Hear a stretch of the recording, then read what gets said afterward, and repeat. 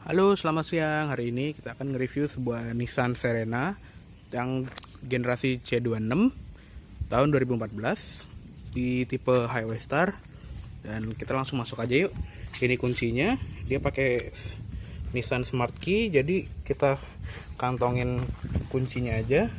Dan untuk membukanya harus pencet tombol yang hitam ini.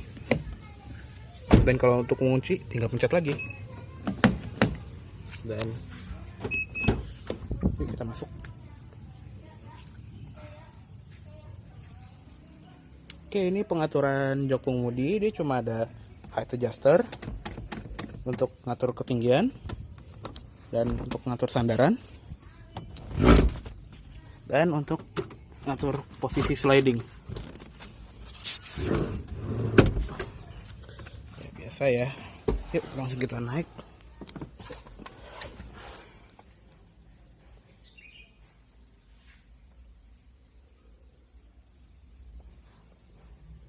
Dan karena dia sudah pakai sistem Smart Key, jadi kita tinggal injek pedal rem dan pencet tombol engine stop start yang di sini. Nanti ada indikatornya ya, kalau untuk menyalakan harus pencet pedal remnya dulu.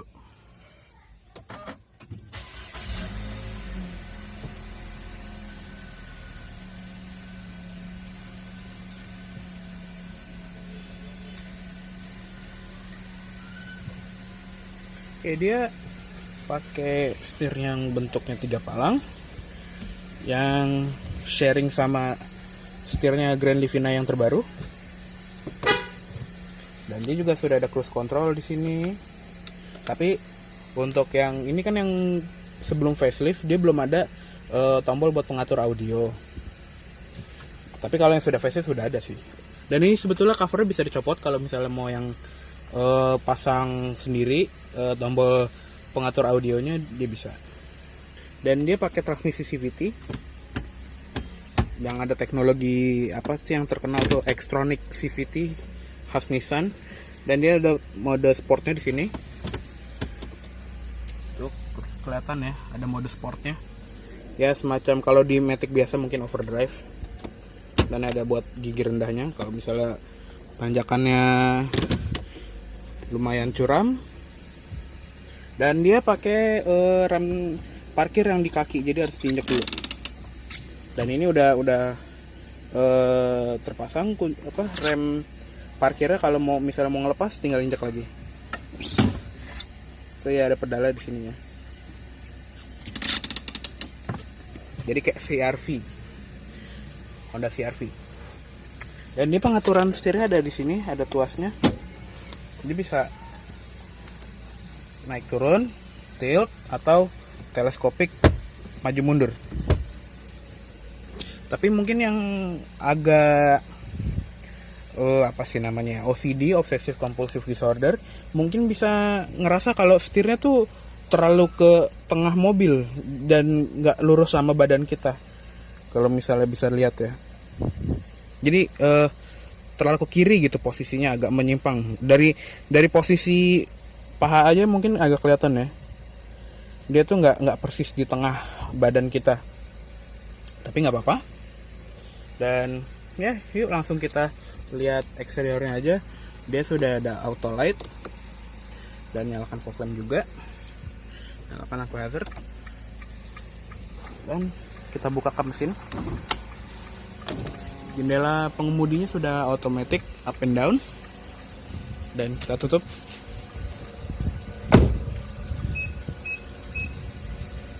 Yaitu bunyi tadi mengindikasikan bahwa kalau misalnya kita nyalakan mesin tapi kuncinya masih ada di luar.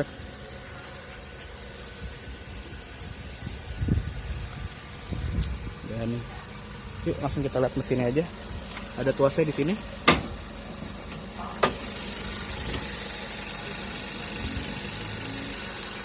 Ya, ini dia mesinnya, dia pakai mesin berkode MR20DE. Mesinnya 2000 cc, bertenaga sekitar 150-an horsepower. Dan tenaganya disalurkan ke transmisi CVT dengan teknologi Xtronic ke roda depan. Dan bisa dilihat ya mesinnya agak rendah ya dari tinggi apron mobil, dia tuh agak turun mesinnya. Tapi intake-nya tetap di atas.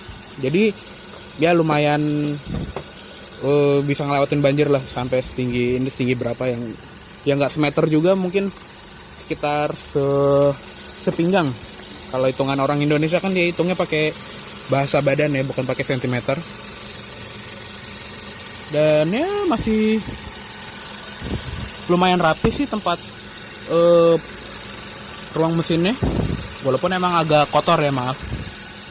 Dan akinya juga dia di bawah, jadi kalau mau akses aki harus copot intake-nya dulu. Ya emang agak ribet.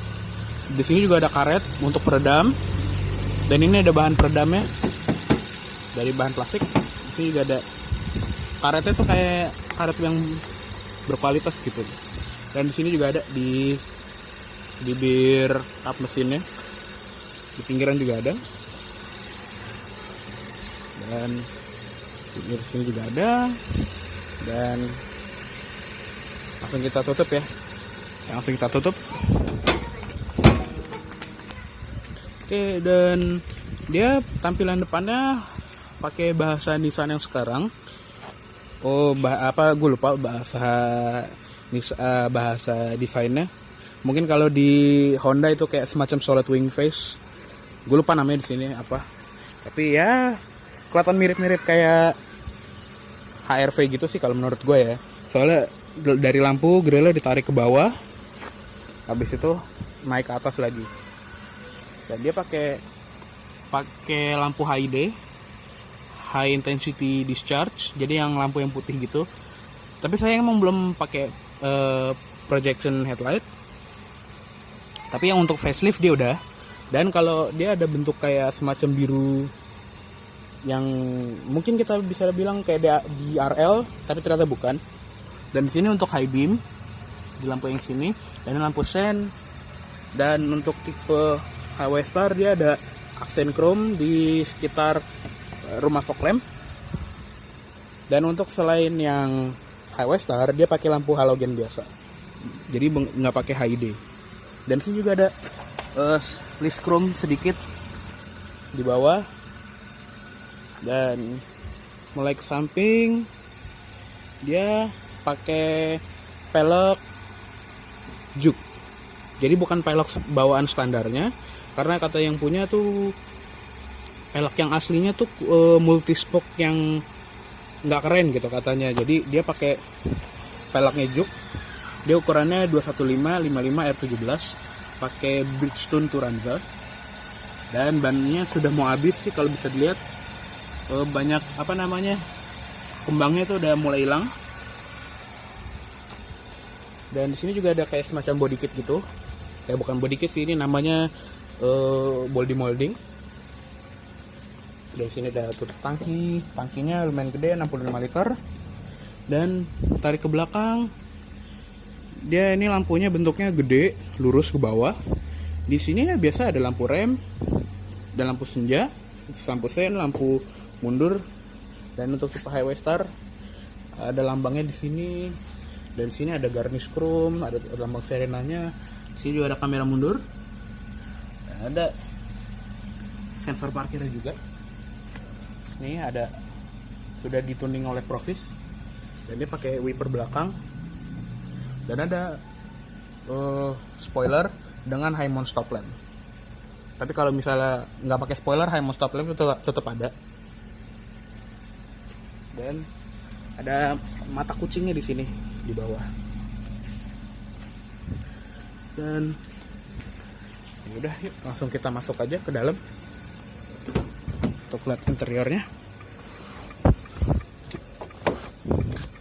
Tutup. Oke, kita nyalakan AC-nya. Ya, dia pakai AC-nya dengan AC digital dengan single zone climate control. Kita pindahin ke netral aja, soalnya mungkin agak ngalangin. Ya, ini biasa ya untuk nambahin kecepatan blower, nambahin fan speed. Dan ini untuk arah ventilasi, ini untuk ventilasi dalam, ini untuk ventilasi luar. Di sini untuk matiin dan menghidupkan AC belakang. Dan ini untuk arah anginnya. Ini untuk ke ventilasi depan, dan ini untuk ventilasi bawah, ventilasi kaki. Dan ini ke kaki aja. Dan ini ke defogger depan. Dan untuk full defogger depan kita pencet ini. Nanti arah anginnya akan mengarah dari ventilasi depan yang di sini. Misalnya kalau kaca depannya lagi berembun, lagi pagi-pagi, nanti dia akan ngilangin ngembunnya. Dan untuk kembali ke mode yang ventilasi depan, kita pencet mode sekali lagi. Dan ini untuk defogger belakang. Dan ini ada mode auto. Jadi nanti dia akan menyesuaikan suhunya, kecepatan, bukan menyesuaikan suhu ya, dia menyesuaikan kecepatan blower tergantung suhu yang kita pilih. Jadi kalau misalnya kita mau panas, nanti dia akan blower langsung kurang, dan kalau misalnya kita mau dingin, nanti blower akan nambah kecepatan sendiri.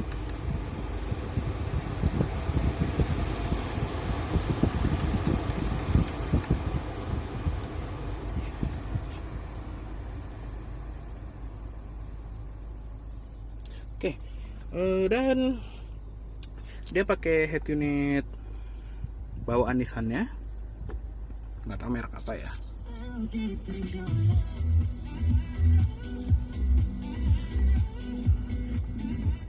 Dan dia tuh layarnya agak kecil, mungkin layarnya sekitar 5 inci mungkin, enggak ya, mungkin sekitar segitu. Dan dia pastinya ada radio AM FM, bisa buat iPod, bisa buat Bluetooth, ada aux in, USB, dan ada CD DVD di sini. Dan kita kembali ke radio, di sini ada 6 preset, di sini untuk sick track. Dan dia tuh karena dia nggak ada tombol, cara untuk mengakses tombol volumenya tuh harus pencet dulu, baru tambahin atau ngurangin volumenya. Jadi agak ribet ya kalau misalnya lagi jalan, tapi emang lebih enak sih kalau misalnya dia ada tombol di setir, pasti lebih enak lagi. Di sini untuk skip track secara manual. Kalau ini dia skip sampai dia dapat stasiun berikutnya.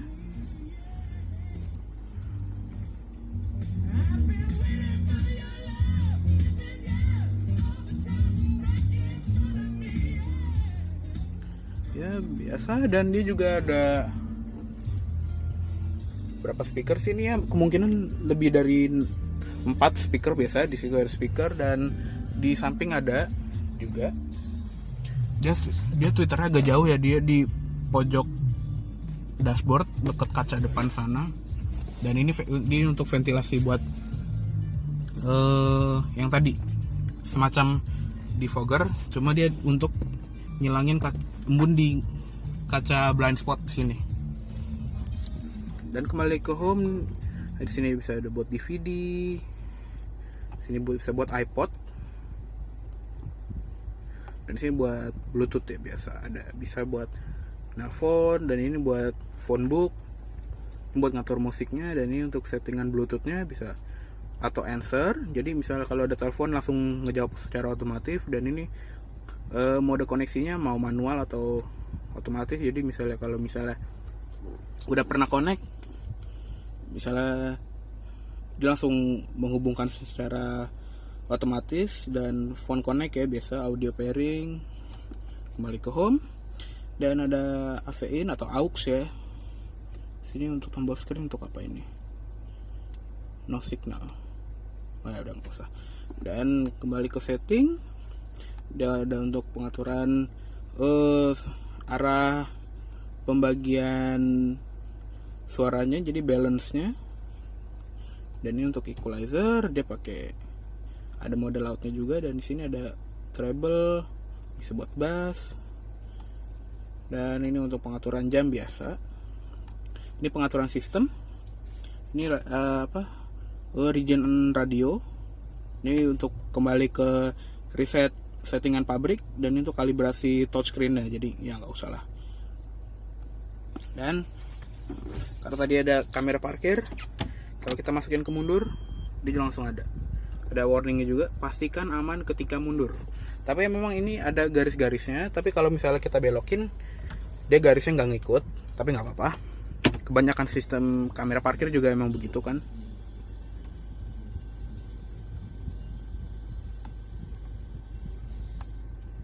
Ya, itu tadi video dari buku tahunan sekolah gua. Dan ini untuk tombol eject CD-nya. Dan kita beranjak ke bawah, mungkin ada storage kecil di sini, bisa buat nyimpen HP atau dompet. Dan ini dompet STNK-nya. Di sini juga ada storage buat naruh barang. Di sini tempat penyimpanan lagi yang kayak di Yaris, bisa dibuka. Dan ini glove box-nya, dia pakai diganjel tempat sampah. Dia bukanya slow motion gitu, jadi kesannya mewah, ada peredamnya. Dan untuk aux dia pakai kabel yang 3,5 mm dan USB-nya ada di sini. Dan lumayan gede ini, kayaknya notebook bisa masuk. Dan pastinya ada kantong pintu di kiri kanan, ada cup holder juga di sini. Bisa buat taruh botol. Di sini ada tempat penyimpanan lagi. Dan di sini ada buat naruh koin di bawah. Dan ini ada slot kecil yang mungkin bisa untuk naruh smart key-nya. Jadi tinggal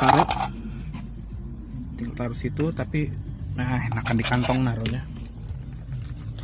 Dan ya, ini speedometernya. Kita lihat lagi. Dia speedometer bentuknya full digital, tapi dengan tampilan semacam analog gitu ya. Di sini di sebelah kiri juga ada RPM.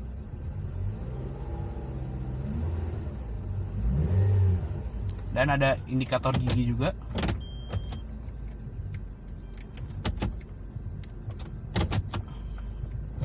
Dan di sini ada speedometer digital dan ada beragam indikator. Dan ada indikator seatbelt juga, dan di tengah ada MID, nanti kita bahas. Dan ini ada jarum bensin, indikator bensin atau indikator eco. Ya, ini di sini ada eco mode-nya. Nanti kalau misalnya lepas dari eco mode, dia akan berubah menjadi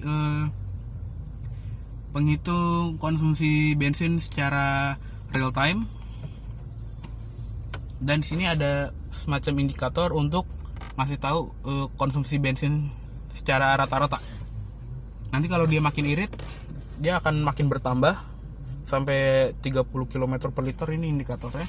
Dan di sini ada trip komputer dan odometer. Dia mobilnya sudah jalan 32.500 km. Dan kalau misalnya kembali ke eco mode lagi, dia pakai indikator pedal gas. Jadi kalau misalnya kita pedal gasnya makin kita bejek, dia indikatornya akan makin turun. Dan oke, kita ke bahas MID-nya. Dia ada average fuel consumption 5,5 km per liter, ya lumayan boros. Ya mesin juga gede. Dia pengaturan MID-nya di sini. Kayak pencet tombol yang ini, nanti dia akan berubah ke ini ya, lapse time udah 48 jam. Dan ada average speed, dia 16 km per jam. Average speednya selama ya 48 jam itu. Ini range, jarak sisa bensin. Dan dengan bensin segitu dia bisa 77 km. Dan harap diingat ya, dia ngitung range itu sebetulnya sedikit ada perhitungan antara average fuel consumption dengan jumlah tangki. Jadi kalau misalnya kita average fuel consumption-nya lebih dari 5,5 km misalkan, mungkin dengan jumlah tangki yang sama dia bisa lebih dari 77 range-nya, mungkin bisa nyampe 100 misalnya kalau kita konsumsi bahan bakarnya 10 km per liter. Tapi nggak mungkin juga sih, mesinnya gede. Dan ini untuk settingan MID, dia bisa, kalau ini skip dia balik lagi. Ini untuk maintenance, ya biasa dia mengukur interval service, tapi harus kita reset secara manual. Ada oil untuk oli mesin, ini filter filter udara, dan ban. Ini atur ya untuk settingan yang lain. Dan ini ada alert, ini untuk ya semacam timer gitu. Dan ini untuk ecometer. Jadi ini eco-modusingnya. Kalau misalnya kita ganti, misalnya kita lebih suka tampilan yang kayak di nggak pakai eco mode, bisa diatur dari sini. Jadi eco-nya tetap instant full gambarnya. Jadi kalau misalnya kita nggak pakai eco mode atau kita pakai eco mode, tampilannya tetap pakai yang mengukur konsumsi bahan bakar. Tapi kalau misalnya lebih suka yang pakai mode sync, jadi ngukur tekanan pedal gas, bisa. Dan kalau kita skip, dia balik ke average fuel consumption lagi. Dan biasa dia pakai tuas yang Jepang ya, mobil-mobil Jepang. Tuas lampu di sebelah kanan dan tuas untuk pengaturan wiper di sebelah kiri. Dan dia belum ada auto light, memang belum ada lampu yang bisa nyalain sendiri kalau gelap, tapi sudah ada auto lamp. Jadi kalau misalnya masuk terowongan, dia akan nyalain sendiri. Tapi emang sih sayangnya nggak ada auto wiper. Walaupun tempat untuk naruh sensornya sudah available. Dan ini sudah ada timer untuk intermittennya. Jadi jarak main wiper kalau misalnya di intermittent, kalau misalnya kita putar ke paling kecil, dia jarak interval intermittennya akan cepat. Dan kalau kita putar ke belakang, dia akan lama tuh. Kalau tadi kan cepet banget. Dan ini untuk pengaturan wiper belakang biasa. Ini untuk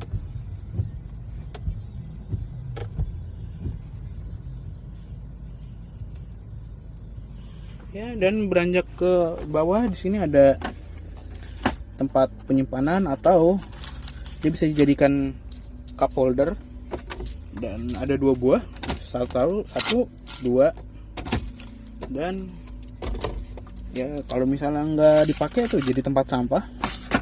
Di bawahnya dia nggak ada tempat penyimpanan. Ada sih tempat penyimpanan terbuka satu kecil di sini.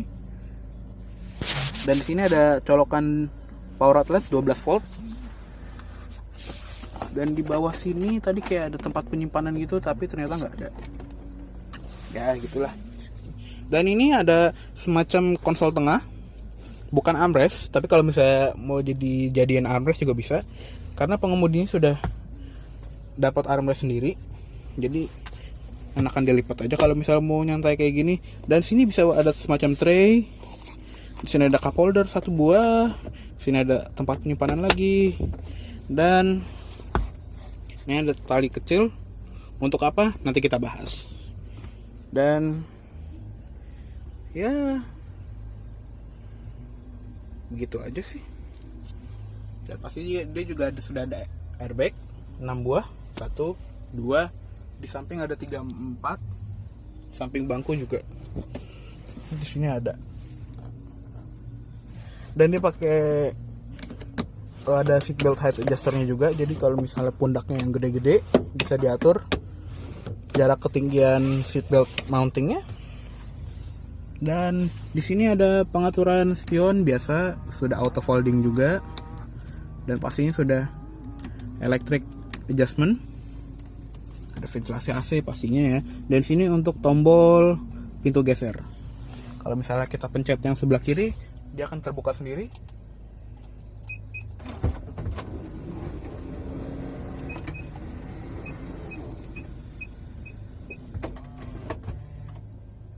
Ya, dan sebetulnya sembari kita beranjak ke kabin belakang, mau kasih lihat sesuatu. Di sini mungkin ada yang belum tahu, di sini buat tombol matiin power sliding door. Jadi kalau misalnya kita buka tuh, dia pengaturannya manual ya, nggak pakai elektrik. Dan kalau misalnya kita hidupin lagi, bisa kita tarik atau pakai pencet tombol yang di sini.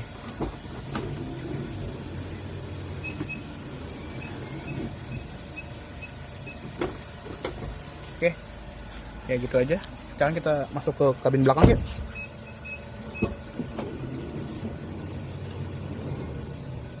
Ya, kita pindahin dulu ini kotak tisunya dan yuk kita masuk. Dan kita tutup.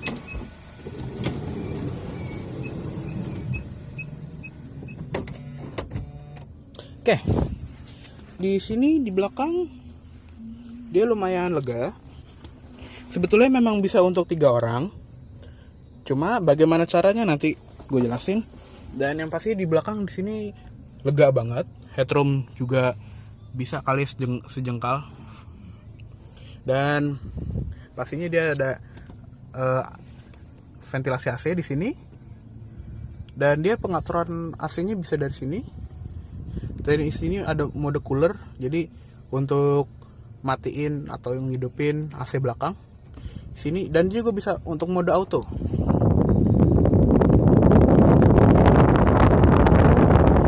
Jadi dia pakai autonya ngikutin yang di suhu depan.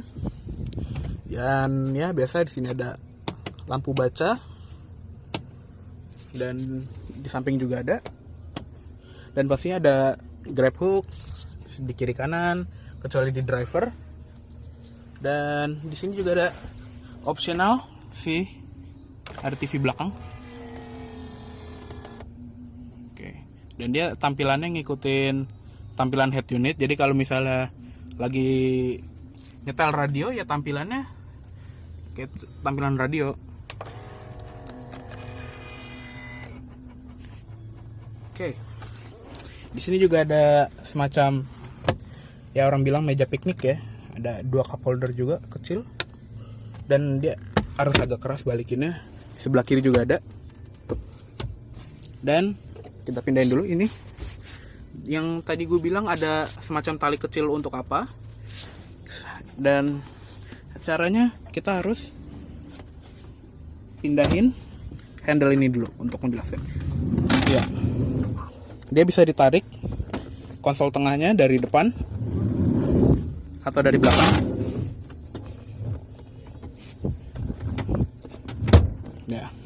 Dan untuk tali yang kecil tadi, misalnya kita naikkan, dia bisa jadi bangku ketiga untuk di tengah. Dan kalau misalnya kita buka, bisa jadi armrest. Dan untuk penumpang tengah sudah ada seatbelt 3 titik. Jadi tinggal colokan. Walaupun emang nggak ada headrest ya, tapi nggak apa-apa. Seenggaknya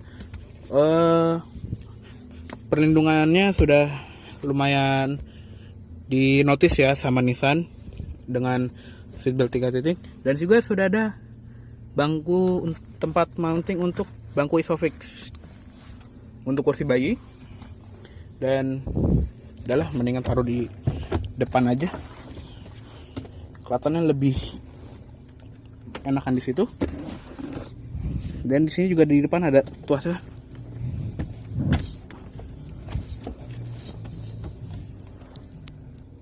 Oke, kita dorong aja ke depan. Nah. Dan pastinya di belakang dia nggak ada kantong di belakang pengemudi, tapi di sebelah kiri ada. Dan di sini ada semacam peringatan-peringatan gitu dalam bahasa Jepang.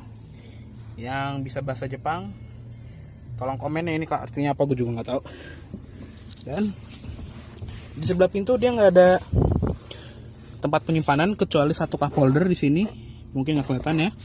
Dan ada pengaturan power window, tapi dia ada semacam jarak, jadi dia nggak bisa ngelipet sampai habis. Tapi nggak apa-apa. Dan kalau misalnya butuh privacy lebih, ada blindnya di sini. Misalnya nggak mau kelihatan orang lagi di kemacetan, nggak mau diintipin orang naik motor, bisa dinaikin. Tapi kalau misalnya nggak perlu ya tinggal disimpan. Di sebelah kiri juga ada, tinggal tarik dan gantung di sini. Dan ya gitu aja sih. Di sini juga ada semacam kayak plastik gitu. Udah, kita langsung pindah ke bangku belakang aja yuk. Dan cara ke bangku belakangnya kita pakai tuas yang ini. Kita tarik dan kita dorong ke depan. Tinggal dorong sampai habis. Dan kita masuk. Ya, akses masuknya sangat luas sekali. Gangnya juga bisa dilihat. Bisa 2 jengkal. Ya, dan di sini kita ada di baris bangku ketiga Nissan Serena dan naikkan headrest. Wow. Bahkan di bangku ketiga pun dia masih nyaman. Nggak terasa dianaktirikan lah istilahnya. Bangkunya masih tebel, khas Nissan ya pastinya. Dan legroom kalau misalnya kita mundurin pakai tuas ini. Oh, maaf. Kita mundurin dulu dan kita naikkan. Tuh, masih luas, setengah jengkal. Rasanya tuh nggak kayak di bangku ketiga di mobil-mobil lain gitu loh. Dia masih muat. Dan di sini juga ada kalau misalnya untuk bangku sebelah kiri, dia bisa untuk buat ngatur sliding bangku depan.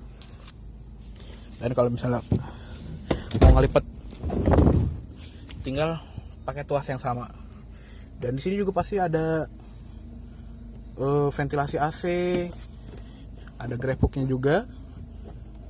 Dan di sini ada cup holder dan tempat penyimpanan 1-2 tingkat. 1 dan yang kedua di sini. Ada seat belt 3 titiknya juga. Dan karena ini dia 8-seater, semacam 8-seater, jadi bisa muat 8 orang. 1, 2, 3, 4, 5, 6, 7, 8. Ya, ada 8 bangku. Untuk penumpang tengah disediakan juga seat belt dari tengah sini ngambilnya. Jadi yang pertama pakai buckle yang ini. Yang kali ini kan ada tulisan centernya. Dia itu untuk yang mounting sebelah sini. Jadi kita colokin dulu yang sini. Pokoknya nanti colokin di sini. Habis itu ya begitu deh pokoknya. Nanti dia akan ya semacam kira-kira semacam seperti ini tempat cara pemasangannya. Tapi ini agak susah ya karena dia kalau misalnya udah kecolok mounting yang di sini yang satunya, dia harus ngelepasnya pakai anak kuncinya yang dari smart key. Jadi harus kita buka smart key-nya, harus kita bongkar dulu supaya keluarin anak kuncinya dan colokin. Nah udah pokoknya ribet deh ya. Kalau bisa untuk penumpang belakang 2 orang aja biar nggak ribet-ribet. Dan cara ngelepasnya ya biasa, tinggal pakai tombol dan simpen di atas. Di sini juga ada lampu kecil. Di sebelah kiri juga ada semacam storage, ada cup holder, tapi dia nggak ada tempat penyimpanan yang 2 tingkat kayak yang sebelah kanan. Dan ya gitu aja kayaknya. Sekarang kita langsung keluar lagi yuk. Dan sini sebetulnya juga ada mekanisme penguncinya juga. Jadi ya pokoknya gitu deh, untuk mengunci lah istilahnya.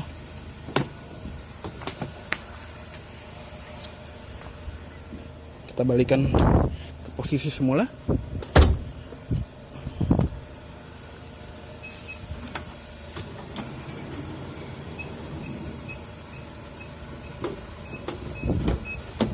Dan kita matikan dulu.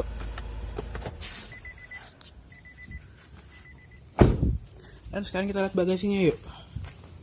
Dia ada tuasnya di sini. Ada, dia bukan tuas ya, pakai dia latchnya pakai tombol.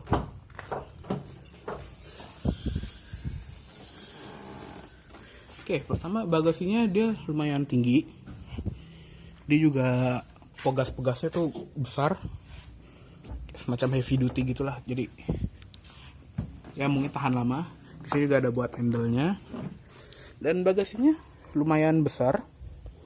Dia bisa kita lipat dulu headrest belakang. Ini kalau misalnya butuh naro koper yang berdiri dia masih bisa. Dan cara untuk ngelipat senderan dia pakai tuas yang di samping. Dan untuk misalnya mau ngelipat bangku belakangnya secara penuh, kita tinggal dorong dan tarik tuas biru ini, dan dia akan ngelipat ke samping. Ya lebih mudah sih seenggaknya daripada mobil-mobil yang lain. Dan dia sangkutin ke sini dan tinggal lipat kakinya. Jadi semacam metodenya semacam kayak di Kijang Innova, Nissan Evalia dan lain-lain. Cuma dia rasanya tuh lebih enteng aja. Dan kalau misalnya kita lepas, mau butuh bangkunya lagi, tinggal taruh ada payung, tinggal jatuhan dan tarik. Ya dia nggak bisa kebuka penuh, harus pakai tuas yang di sini dulu. Ya agak susah ya kalau untuk dua tangan. Dan di sini juga bagasinya rata lantai. Di sini juga ada buat toolkit, ada dongkrak dan kawan-kawannya. Kita tutup lagi. Di sini juga ada karpetnya. Dan ini ada benang sedikit. Kita buka, ada lantai bagasi yang lebih luas lagi. Jujur ini sangat gede.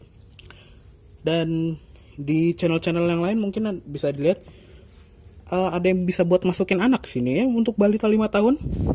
Anak umur 5 tahun, 6 tahun bisa lo muat sini. Dan dia ada segitiga pengamannya juga. Sudah disediakan oleh dealer. Dan kita tutup lagi. Oke. Kita tutup. Dan mungkin ada yang bertanya, kalau misalnya lantai bagasinya luas, di mana ban serepnya? Ban serepnya ada di sini. Kita buka. Ada di sini ban serepnya. Ban serepnya juga pakai space saver. Dan ini untuk ngelepas tempat ban serepnya. Oke, sekian dari review Serena kali ini. Dan ya mohon maaf bila ada kesalahan dalam pembuatan video atau penyampaian review. Silakan untuk like, komen, subscribe dan share. Dan ya sampai jumpa di review selanjutnya.